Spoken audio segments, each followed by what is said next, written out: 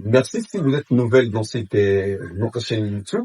Nous voulons vous demander seulement de liker, de s'abonner, de mettre vos envies sur notre vidéo que nous avons fait pour expliquer les 5 phases de vie d'un produit. Vous ne connaissez pas les produits ici, 5 phases dans leur conception jusqu'à la déclinage.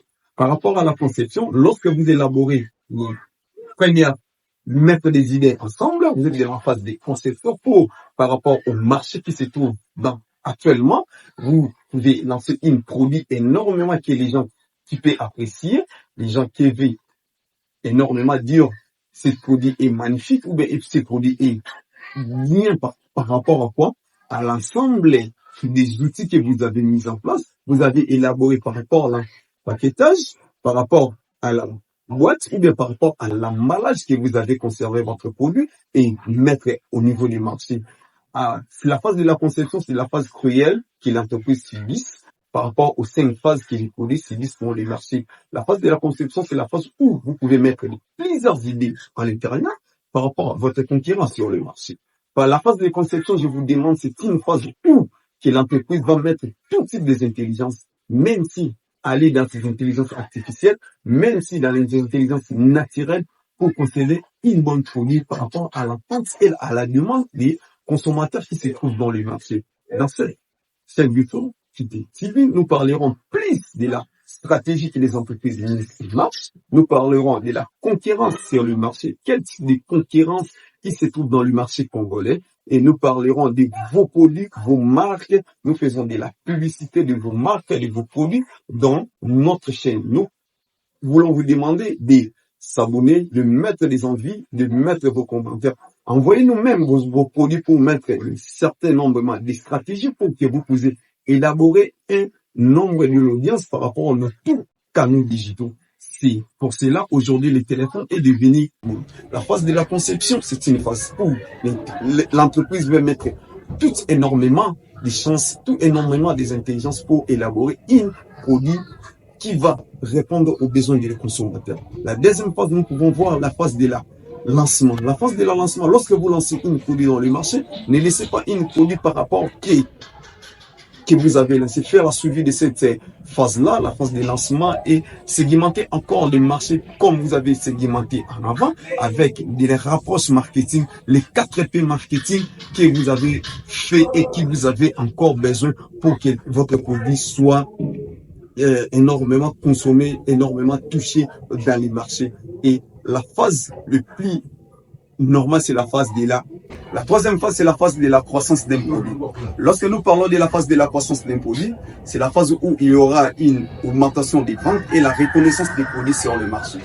Cette phase, il ne faut pas que vous puissiez laisser cette phase en dehors des consommateurs, même si l'augmentation des ventes qui arrive, il y aura toujours les suivis des produits par les 4P marketing. Le premier peu, vous-même, vous connaissez, il y a des grands marketeurs comme William Etiron qui a dit par rapport à la phase des produits, il a décrit toutes les organes par rapport à la phase de la croissance des produits. Mais pour nous, nous pouvons nous dire aux marketeurs, aux managers des entreprises, lorsque les produits arrivent dans la phase de la croissance, c'est une phase où il y aura une augmentation des ventes. C'est une phase qui est, le produit est dans le marché avec une grande concurrence, avec certains nombres de concurrents qui se trouvent dans le marché, avec des types de produits que vous avez lancés dans la phase de lancement ou bien dans la phase de conception des produits. C'est une phase où que les entreprises qui vont mettre plus de stratégies pour que les produits soient énormément et l'augmentation des ventes.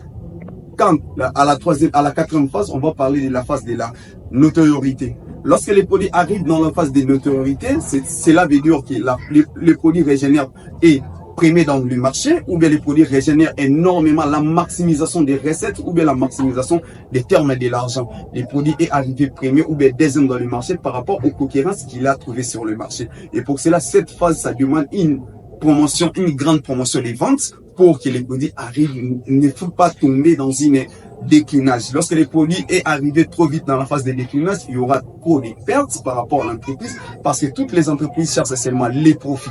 Lorsque vous cherchez les profits, il faut rester trop longtemps dans un marché où pour les monopoles ou bien une marché bipolaire qui va demander plus de stratégie, mettre toutes les marketing à mise en marche, même si les marketing digital ou bien les marketing analogiques ou bien les marketing des réseaux sociaux pour que les consommateurs restent fidèles dans les phases de notoriété. Les produits restent énormément plus longtemps dans le marché par rapport, même si dans certaines concurrences qui se trouvent dans le marché, les produits arrivent à répondre aux besoins des consommateurs. Et pour cela, nous demandons aux chefs des entreprises, nous demandons aux grands marketeurs des entreprises, lorsque les produits est arrivé dans cette phase de notoriété, il faut mettre encore des stratégies de la promotion des ventes ou bien la segmentation du marché qui va permettre les produits de rester longtemps dans le marché pour qu'ils battent certaines concurrences qui se trouvent sur le marché. Si les produits arrivent à la 5e phase, c'est la phase de la déclinage, les produits de la phase de la déclinage, il ne faut pas enlever